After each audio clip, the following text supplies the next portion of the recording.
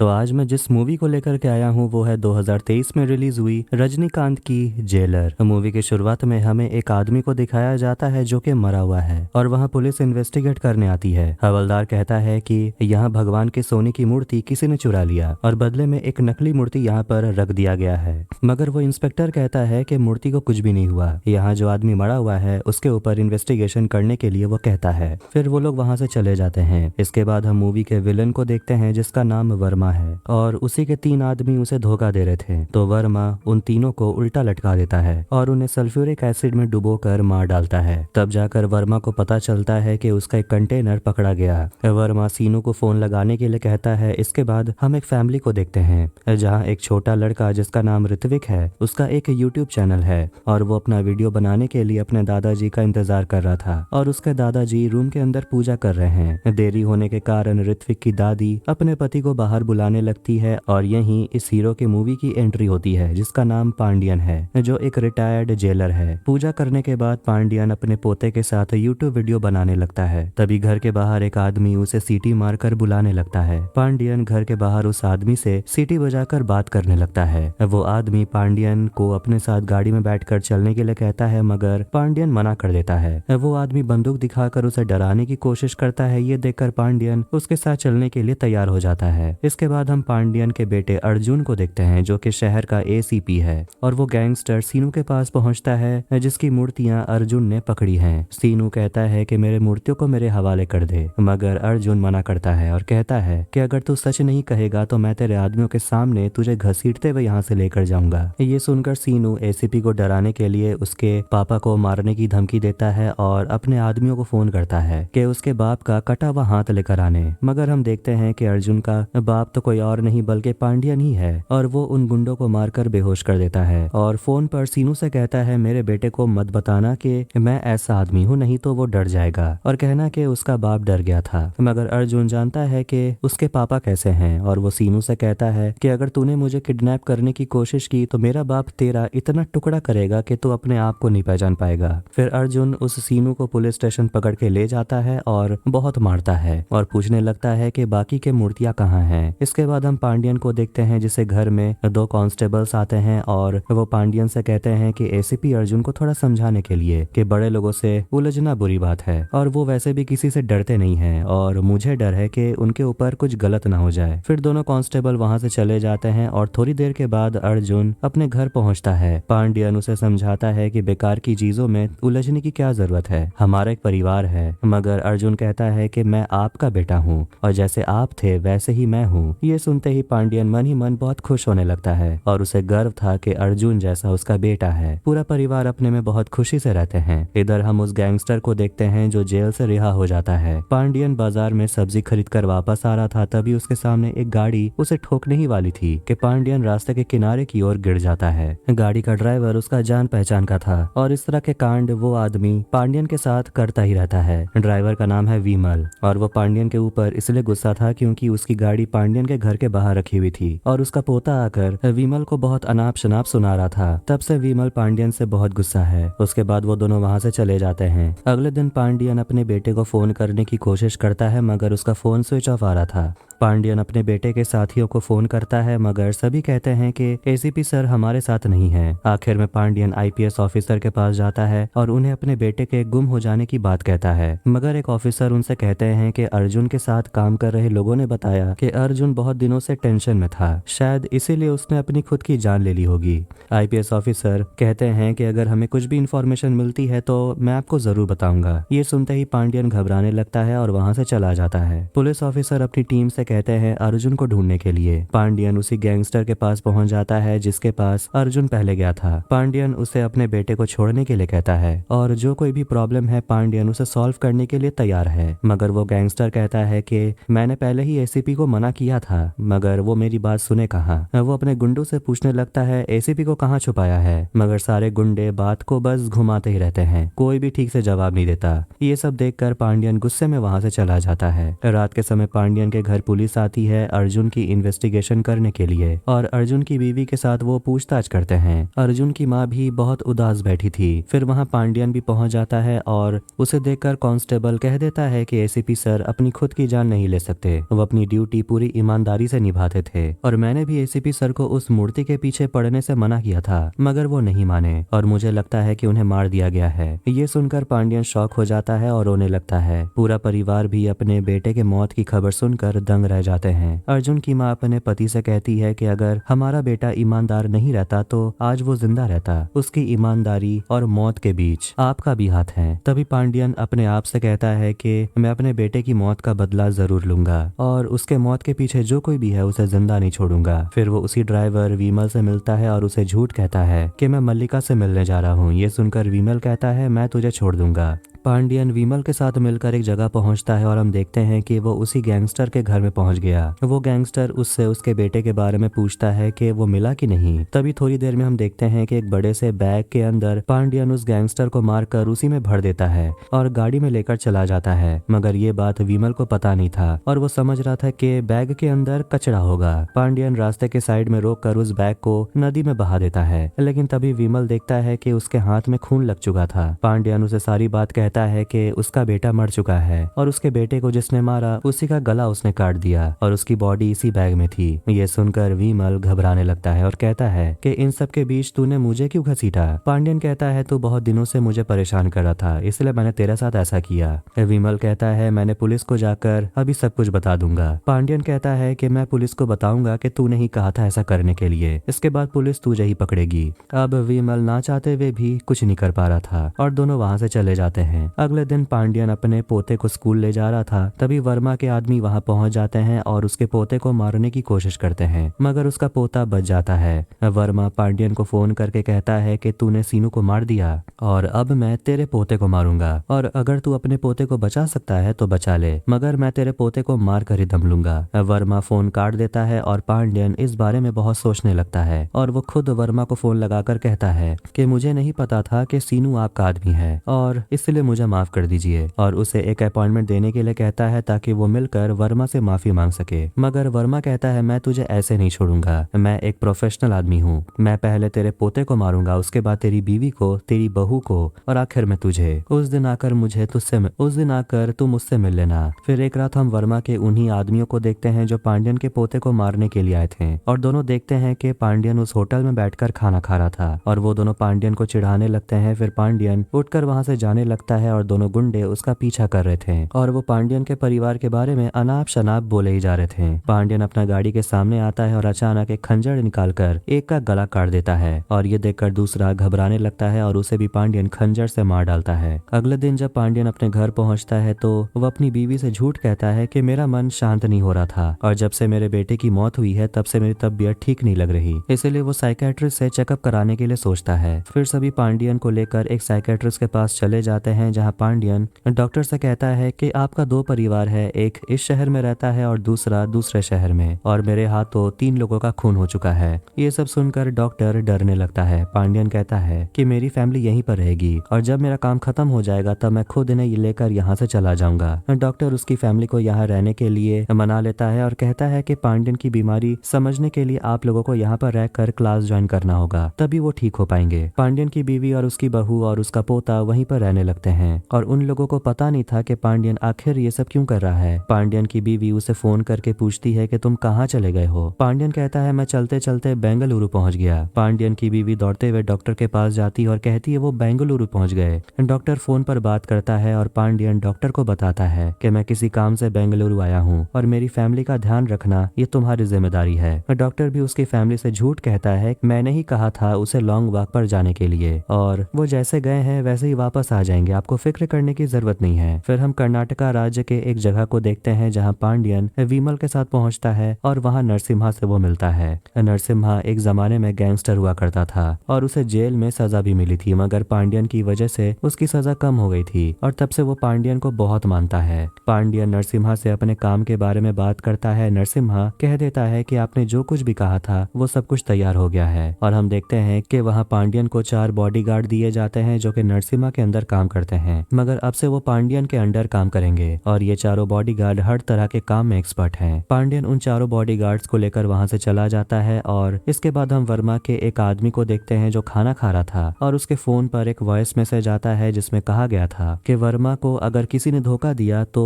वो उसे मार देता है। तो वो सोचने लगता है कि वर्मा के साथ काम करने के बाद अगर उन्हें भी मार दिया जाए तो काम करने का फायदा क्या। तभी वहाँ पांडियन आता है और कहता है कि ये वॉइस मैसेज मैंने गलती से आपको भेज दिया, और वो वर्मा का फोटो दिखाकर कहता है कि मुझे वॉइस मैसेज इसे भेजना था। ये देखकर वो आदमी घबराने लगता है और पांडियन से कहता है मुझे मूर्तियों के बारे में पता है, मगर वो कौन सी गाड़ी में जा रही है ये मुझे नहीं पता। ये सुनकर विमल कहता है तो क्या हम मूर्ति लेकर रास्ते में खड़े रहेंगे और सभी गाड़ियों से पूछेंगे कि कौन से गाड़ी में मूर्ति जा रही है। तभी हम विमल को देखते हैं जो रास्ते में मूर्ति को लेकर खड़ा हो जाता है और सभी ट्रक ड्राइवर से पूछने लगता है कि आपकी गाड़ी से मूर्ति गिर गई है, मगर कोई भी उसकी बात सुन ही नहीं रहा था। तभी एक ट्रक सामने आकर रुकती है और उस ट्रक में मूर्ति जा रही थी। विमल अपने आदमियों को मैसेज भेज देता है कि ट्रक मिल चुकी है। ट्रक के अंदर देने के लिए जाता है। ट्रक में खड़े आदमी विमल को किडनैप कर लेता है। तभी हम देखते हैं कि एक बॉडीगार्ड ट्रक के अंदर 2 केबल के हुक लगा देता है और जैसी ट्रक वहां से निकलती है केबल का तार फैलने लगता है और सामने हम देखते हैं कि पांडियन ट्रक को अपनी तरफ आते हुए देखता है। ट्रक का ड्राइवर भी उसे देख रहा था और स्पीड बढ़ा लेता है। तभी केबल का हुक फंस जाता है और ट्रक पलट कर गिर जाती है। वर्मा जोशी डॉक्टर के पास पहुंच जाता है जहां पांडियन की फैमिली रह रही थी। डॉक्टर बताता है कि उसने 3 मर्डर किया है, मगर जब वर्मा बताता है कि मैंने 100 मर्डर किया है, ये सुनकर डॉक्टर और डर जाता है और उसकी फैमिली जो रूम में रह रही है वहां उन्हें भेज देता है। जैसे ही वर्मा रूम का दरवाजा खोलने वाला था तभी पांडियन का फोन आता है और वर्मा से कहता है कि उसके मूर्तियों का ट्रक उसके कब्जे में है और ये भी कहता है कि मैसूर और हैदराबाद और मदुराई जाने वाली ट्रक को भी वो पकड़ लेगा। ये सुनकर वर्मा का तो दिमाग ही हिल जाता है और कहता है मैं आपकी फैमिली को परेशान नहीं करूंगा, मगर मेरी मूर्ति को मुझे वापस कर दीजिए। पांडियन ऐसा नहीं मानता और कहता है कि मेरी फैमिली से 10 रुपए की भीख मांगने के लिए, तब जाकर मैं तेरी मूर्तियों को वापस करूंगा। वर्मा दरवाजा खटखटाता है। जब पांडियन की बीवी दरवाजा खोलती है तो देखते हैं कि वर्मा भिखारियों की तरह उसके सामने भीख मांग रहा था। पांडियन का पोता उसे 10 रुपए की भीख दे देता है, फिर दरवाजा वो बंद कर देता है। ये सब वो डॉक्टर भी पीछे से छुपकर देख रहा था। ये सब करने के बाद वर्मा को बहुत गुस्सा आ रहा था और इसके बाद पांडियन उसकी मूर्तियों का ट्रक उसे वापस कर देता है और कहता है कि आइंदा मेरी फैमिली से उलझने की कोशिश मत करना, वरना मैं तेरे इतने टुकड़े करूंगा कि समझ नहीं आएगा कि ये तेरे ही टुकड़े हैं। और वर्मा चुपचाप उसकी बात सुनकर वहां से चला जाता है। इसके बाद पांडियन अपनी फैमिली को लेकर डॉक्टर के क्लिनिक से वापस अपने घर चला जाता है और डॉक्टर भी कहता है कि आइंदा यहाँ पर कभी मत आइएगा। इसके बाद फिर से वर्मा को देखते हैं जो अपने आदमी कामदेव को फोन में बताता है कि एक आदमी को मारना है और उसके इतने टुकड़े करना है कि कोई समझ नहीं पाए कि ये उसी के टुकड़े हैं। इधर रात के समय पांडियन अपनी फैमिली से कहता है कि जिसने हमारे बेटे को मारा है उसे मैंने मार दिया और साथ ही 2-3 और को मैंने मारा है। तभी वहाँ एक गाड़ी आती है जिसमें कामदेव के गुंडे थे और वह दरवाजा तोड़कर घर के अंदर उन्हें मारने की ओर दौड़ते हैं। तभी हम देखते हैं कि कहीं से गोली चलती है और उनमें से एक गुंडा वहीं पर मर जाता है। पांडियन कहता है कुछ नहीं होगा, सिर्फ यहाँ पर चुपचाप बैठे रहने के लिए, और जो होगा अपने आप होगा। जैसे ही दूसरा गुंडा उन्हें मारने आता है दूसरी तरफ से फायर चलती है और हम देखते हैं कि ये पांडियन के बॉडीगार्ड्स हैं जो घर के बाहर कहीं छुपकर सभी के ऊपर निशाना लगा रहे थे। सभी गुंडे उन्हें मारने की कोशिश करते हैं पर एक एक कर सभी गुंडे ही मरते जा रहे थे। आखिर में एक गुंडा घर की लाइट को बंद कर देता है और पांडियन को मारने लगता है। पांडियन उसका हाथ पकड़ लेता है और उसे लटका कर पटक देता है और उसे उठाकर पटक देता है और उसके चाकू से उसे गला काट देता है। ये सब देखकर दोनों डरने लगते हैं। इधर कामदेव को पता चल जाता है कि जिस गुंडे को उसने भेजा था मारने के लिए वो सभी के सभी मर चुके हैं। कामदेव वर्मा को फोन लगाकर कहता है कि जिसे तूने मारने के लिए भेजा था वो तो बहुत पावरफुल आदमी है और अगर मुझे पहले पता रहता तो मैं अपने आदमी को कभी नहीं भेजता। वर्मा कहता है कोई बात नहीं, मैं सिकंदर सिंह से कह दिया है और वो 100 आदमी लेकर वहाँ आ जाएगा और अगर वो वहाँ आएगा तो वो आदमी जिंदा नहीं बचेगा। मगर कामदेव कहता है कि उसे मारना हम सबकी बस की बात नहीं है। मैंने देखा था 15 साल पहले तिहाड़ जेल में। उसके बाद 15 साल पहले का सीन दिखाया जाता है जहाँ तिहाड़ जेल में सभी कैदी आपस में लड़ रहे थे और तभी एंट्री होती है वहाँ के जेलर की जो कि पांडियन है। दरअसल पांडियन अपने जमाने का जेलर रह चुका है और उसकी पहुंच पूरे इंडिया में है और कोई भी उसका कुछ नहीं बिगाड़ सकता। उस समय कामदेव की रिहाई हो रही थी तभी जेलर बाहर निकलता है और सभी कैदियों को लाइन में खड़े होने के लिए कहता है। पता चलने के बाद जेलर सभी कैदियों को आधे वक्त का खाना और 2 घंटे की नींद की सजा देता है। तभी उस जेल में सिकंदर सिंह भी था और वो कहता है कि वो जेल के नियमों को नहीं मानेगा। जेलर सिकंदर के पास जाकर कहता कहता है कि तुम लोग नियम को नहीं मानते तो हम तुम्हारी बात क्यों माने, और गुस्से में आकर उसका कान काट देता है। ये देखकर राजा राव जो भी वहाँ कैदी था वो कहता है कि मेरे अंडर 30 MLA और 3 MP मैं अपने जेब में लेकर घूमता हूँ और मेरे एक इशारे पर तेरे फैमिली को वो मार डालेंगे। जेलर अपना फोन उसे देता है और कहता है फोन लगाकर कहने के लिए कि उसे बोल मेरी फैमिली को मारने, मगर राजा राव फोन ही नहीं ले रहा था। जेलर ये भी कहता है कि अगर तू फोन नहीं करेगा तो मैं तेरा कान काट दूंगा। डर के मारे राजा राव फोन करना शुरू करता है और उसके गुंडे कह रहे थे कि हम रेलवे स्टॉप के यहाँ खड़े हैं और आधे घंटे के अंदर पहुंचने वाले हैं। तभी एक फल बेचने वाला आदमी आता है और उनके गाड़ी में बम फेंक देता है, जिस कारण उन गुंडों की गाड़ी ब्लास्ट कर जाती है। जेलर राजा से कहता है कि अगर तू मेरे नियम कानून से नहीं चलेगा और अगर तूने कुछ गलती करने की कोशिश की तो तेरे इतने टुकड़े करूंगा कि तेरे MP और MLA तेरे बॉडी को समेट नहीं पाएंगे। ये कहकर जेलर वहां से चला जाता है। इसके बाद वर्मा को देखते हैं जहां पांडियन मतलब कि जेलर उससे मिलने आता है और सिकंदर सिंह के गुंडे जेलर को देखकर हैरान हो जाते हैं और डर के मारे सभी उसके पैर छूने लगते हैं और सभी गुंडे जेलर के साइड में हो जाते हैं। ये देखकर वर्मा दंग रह जाता है। जेलर आते ही वर्मा को एक लात मारता है और वर्मा उसे एक चांस मांगता है और एक फोन करता है और हम देखते हैं कि अर्जुन अभी तक जिंदा है। पांडियन अपने बेटे को देखकर चौंक जाता है और शांत पड़ जाता है। वर्मा कहता है कि तेरा बेटा कहीं भी हो सकता है, रशिया में, अमेरिका में या फिर मलेशिया में, और अगर तुझे तेरा बेटा जिंदा चाहिए तो तुझे मेरा एक जरूरी काम करना होगा। वर्मा कहता है कि हमारे राज्य में एक बहुत बड़ा मंदिर है और उसमें बहुत कीमती क्राउन रखा हुआ है जो छत्रपति शिवाजी ने उस मंदिर को क्राउन तोहफे में दिया था और 18वीं शताब्दी में अंग्रेजों ने उस क्राउन को चोरी करने की कोशिश भी की पर वो कामयाब नहीं हो पाए। मगर वो क्राउन मुझे चाहिए, अगर वो क्राउन तुम मुझे ला कर दोगे तो मैं तुम्हारे बेटे को जिंदा छोड़ दूंगा। जेलर कहता है ये नामुमकिन है मगर अपने बेटे को बचाने के लिए उसे ऐसा करना पड़ेगा। जेलर CBI डिपार्टमेंट के हेड के पास जाता है। वो बताते हैं कि ये क्राउन एक नेशनल ट्रेजर है और इसे चोरी करने की कोशिश बहुत लोगों ने की है। जिसने भी की है सभी जेल के सलाखों के पीछे हैं और इस क्राउन को देखने के लिए प्रेसिडेंट और प्राइम मिनिस्टर के अलावा 5 और लोगों के अप्रूवल चाहिए होते हैं, जिसका नाम है अमिताभ बच्चन, सचिन तेंदुलकर, रतन टाटा, स्वामी गोपीनाथ, सरस्वती और ब्लास्ट मोहन। वो 5 इस मंदिर के ट्रस्टी मेंबर हैं। ये सुनकर विमल कहता है कि ब्लास्ट मोहन तो एक पागल आदमी है, वो मूवीज करता है। CBI का हेड बताता है कि ब्लास्ट मोहन के फैमिली मेंबर से किसी एक को मेंबर बनाना ही पड़ता है क्योंकि मंदिर का जमीन उनके फैमिली के नाम पर है और वो एक रॉयल फैमिली से बिलोंग करता है। वो ये भी बताता है कि ब्लास्ट मोहन से डील करना बहुत मुश्किल काम है। इसके बाद हम ब्लास्ट मोहन को देखते हैं जो एक मूवी स्टार है मगर उसकी मूवी को लोग बहुत ट्रोल करते हैं। इसके बाद जेलर वर्मा को कॉल लगाकर कहता है कि मुझे वो क्राउन लाने में 3 महीने लगेंगे और तब तक मेरे बेटे को कुछ नहीं होना चाहिए।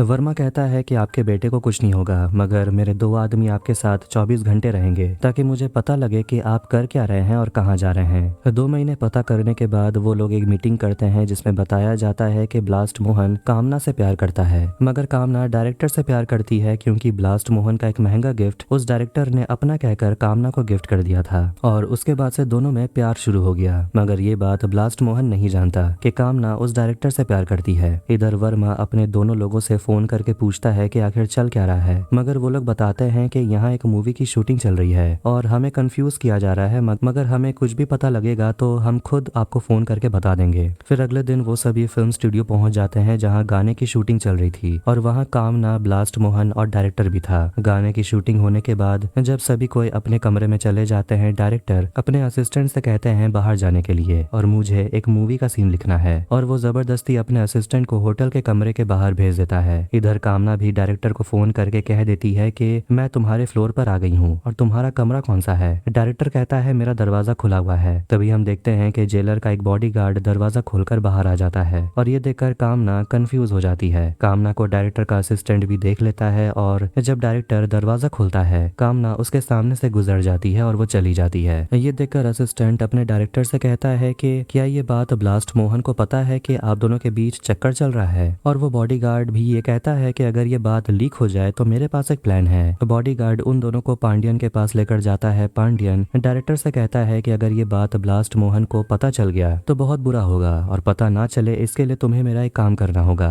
डायरेक्टर उसका काम करने के लिए मान जाता है। इसके बाद डायरेक्टर ब्लास्ट मोहन के पास जाता है और उसे एक मूवी का सीन करने के लिए कहता है और कहता है ये सीन मंदिर में होगा जहाँ क्राउन रखा हुआ है। ब्लास्ट मोहन अपने असिस्टेंट से पूछता है कि उस क्राउन को देखने के लिए किसका अप्रूवल चाहिए। उसका असिस्टेंट कहता है सिर्फ आपका अप्रूवल लेने से ही काम हो जाएगा। ब्लास्ट मोहन उसकी इजाजत दे देता है और मूवी बनाने के लिए कहता है। इस इसके बाद सभी मंदिर के अंदर जाते हैं जहाँ वो लोग ब्लास्ट मोहन का अप्रूवल मंदिर के आदमियों को दिखा देते हैं। फिर सभी को वहीं लेकर ले जाया जाता है जहाँ क्राउन रखा हुआ था और ये देखकर वर्मा के दोनों आदमी खुश हो जाते हैं और सभी के सभी पहली बार उस क्राउन को देखकर बहुत खुश हो रहे थे। उसके बाद वर्मा अपने दोनों आदमियों को फोन करके पूछता है कि आखिर वहाँ हो क्या रहा है और दोनों बहुत खुशी से कहते हैं कि हमने उस क्राउन को देख लिया और हम बहुत जल्द ही उस क्राउन को चुरा लेंगे। ये सुनकर वर्मा भी बहुत खुश हो रहा था। अगले सीन में हम मैथ्यू को देखते हैं जिसने 3 आदमियों को पकड़ के रखा था और उन 3 आदमियों से पूछता है कि मेरे कंटेनर को किसने पकड़ाया और वो एक एक कर सबको मारने लगता है। फिर पांडियन भी उससे मिलने आता है और उसे अपना प्लान बताता है कि मेरा बेटा वर्मा के कब्जे में है और उसे छुड़ाने के लिए मुझे वो क्राउन किसी हालत में भी चुराना पड़ेगा।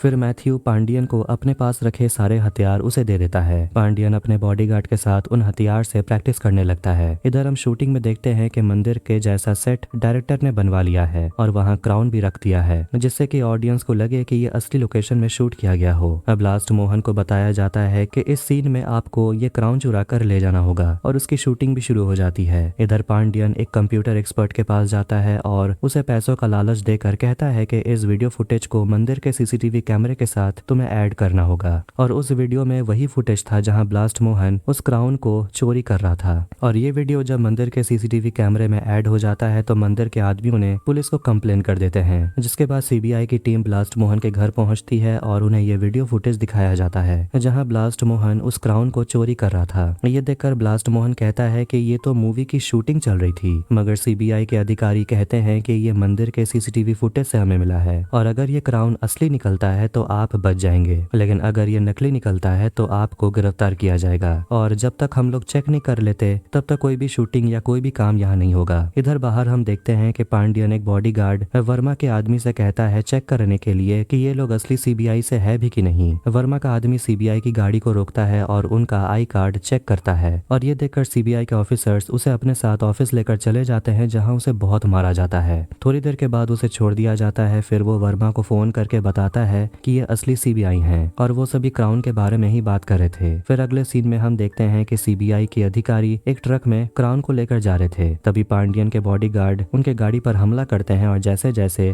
पांडियन अपने बॉडीगार्ड को इंस्ट्रक्शन दे रहा था उसी तरह बॉडीगार्ड उन पर हमला कर रहे थे। सीबीआई की टीम भी उन पर हमला करने लगती है और 2 बॉडीगार्ड को मार देती है। ये देखकर पांडियन एक ट्रक लेकर उनके गाड़ी के सामने खड़ा हो जाता है और उनके ऊपर गोलियां बरसाने लगता है। सीबीआई का एक आदमी एक ग्रेनेड पांडियन के गाड़ी के नीचे फेंक देता है जिसके कारण ब्लास्ट होता है और गाड़ी पलट जाती है। पांडियन बंदूक लेकर बाहर निकलता है और उन पर गोली मारने लगता है, मगर पांडियन को भी एक गोली लग जाती है और इस तरह सभी सीबीआई अधिकारियों को मार दिया जाता है। इसके बाद पांडियन वर्मा को फोन करके कहता है कि क्राउन हमारे कब्जे में है। वर्मा अपने आदमियों के साथ वहां पर गाड़ी भेजता है और क्राउन को लेकर वहां से चला जाता है। तभी हम देखते हैं कि पांडियन अपने सभी बॉडीगार्ड और सीबीआई अधिकारियों को उठने के लिए कहता है और पता चलता है कि वो सभी पांडियन के साथ मिले हुए थे और वर्मा को पकड़वाने के लिए उनकी हेल्प कर रहे थे। इधर हम ब्लास्ट मोहन को देखते हैं जिसे पता चल जाता है कि डायरेक्टर का चक्कर कामना के साथ चल रहा है और उसे बंदूक से वो मारने वाला था। तभी वहाँ कामना पहुंच जाती है और उसे देखकर ब्लास्ट मोहन कहता है कि मैंने आज तक तुम्हें जितने भी गिफ्ट दिए हैं वो सब फेक है, लेकिन आज मैं तुम्हें ओरिजिनल गिफ्ट देता हूँ और कहता है कि डायरेक्टर को लेकर यहाँ से चले जाने के लिए। उसके बाद वर्मा को देखते हैं और वहाँ अर्जुन को भी देखते हैं। वर्मा उस क्राउन को देखकर कहता है कि तेरे बाप में दम है और यहाँ हमें अर्जुन की असलियत के बारे में पता चलता है। अर्जुन कहता है कि 4 साल मैंने तुझे ढूंढने की बहुत कोशिश की, तुझे अरेस्ट करवाने के लिए नहीं बल्कि तेरे साथ बिजनेस करने के लिए। अर्जुन कहता है कि मेरे पिता तुझे क्राउन यूं ही नहीं दे देंगे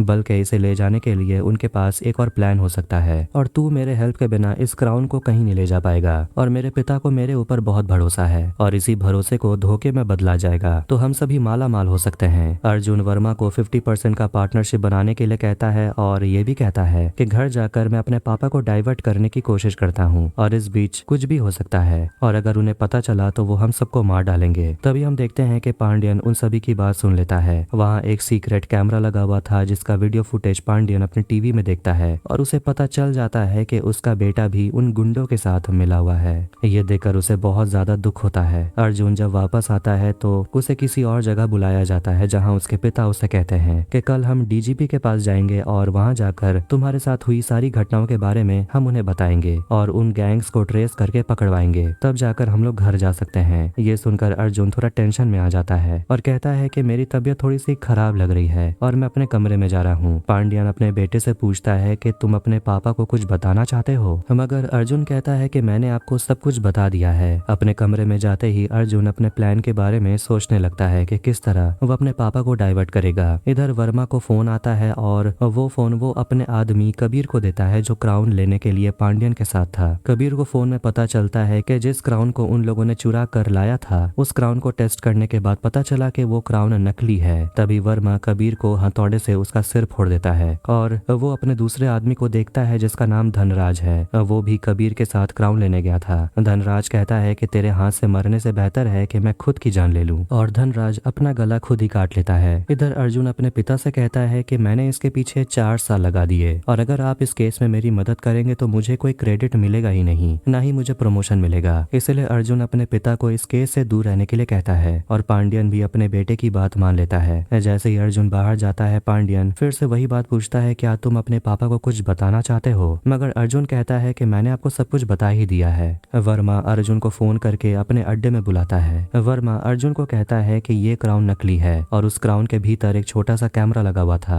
और यहाँ हमने जो भी बात की है ये सारी बातें तेरे पिता ने सुन ली है, मतलब कि तेरे पिता को पता चल गया है कि तू एक गद्दार है। वर्मा ये भी कहता है कि तुझे यहाँ मार कर यहाँ से मैं भाग जाऊंगा। जैसे ही वर्मा अपना हथौड़ा निकालता है तभी हम देखते हैं कि कामदेव और विमल बुलडोजर लेकर आते हैं और उनकी बिल्डिंग के ऊपर हमला करते हैं और अंधाधुंध गोलियां बरसाने लगते हैं और वर्मा के आदमियों को मारने लगते हैं। तभी वहाँ एंट्री होती है जेलर की जो अपने बॉडीगार्ड के साथ सभी को गोलियां मार रहा था और उसे देखकर वर्मा डरने लगता है। जेलर उसके सामने आता है, सभी गुंडों को मारने लगता है। अर्जुन ये सब कुछ छुप छुप कर देख रहा था। फिर अर्जुन भी बाहर निकल जाता है और वर्मा जेलर का एक वीडियो दिखाता है और कहता है कि तेरी फैमिली मेरे कब्जे में है और मेरे एक इशारे पर तेरी फैमिली के टुकड़े टुकड़े हो जाएंगे। लेकिन ये बात सुनकर जेलर को कोई फर्क ही नहीं पड़ रहा था। जैसे ही वर्मा अपने आदमियों को उसके फैमिली को मारने के लिए कहता है तभी वहाँ पर नरसिम्हा पहुंच जाता है और उसके बॉडीगार्ड वर्मा के गुंडे को मार डालते हैं। फिर वर्मा को एक वीडियो दिखाया जाता है जहाँ हम देखते हैं कि उसका मूर्ति का ट्रक मैथ्यू अपने कब्जे में कर लेता है। ये देखकर वर्मा हैरान हो जाता है और जेलर अपने स्टाइल में सिगरेट पीता है। वर्मा जेलर से कहता है मेरे पीछे बहुत बड़ा नेटवर्क है और तुझे ये साबित करते करते तेरी पूरी जिंदगी निकल जाएगी। फिर जेलर वहाँ एक ड्रम के तरफ देखता है जिसमें सल्फ्यूरिक एसिड भरा हुआ था। तभी जेलर चेयर में बैठे बैठे वर्मा को एक लात मारता है जिस कारण उसका पैर टूट जाता है। दूसरा लात उसके मुंह में मारता है और उसे उल्टा लटका देता है। वर्मा कहता है कि तू मुझसे तो जीत गया मगर तू अपने बेटे से हार गया। जेलर वर्मा को नीचे ड्रम में गिरा देता है जिसमें सल्फ्यूरिक एसिड भरा हुआ था और उसी में गिरकर वो मर जाता है। इसके बाद जेलर अपने बेटे को लेकर एक नदी के किनारे चला जाता है और उसे पुलिस को सरेंडर करने के लिए कहता है, मगर अर्जुन ऐसा करने से मना कर देता है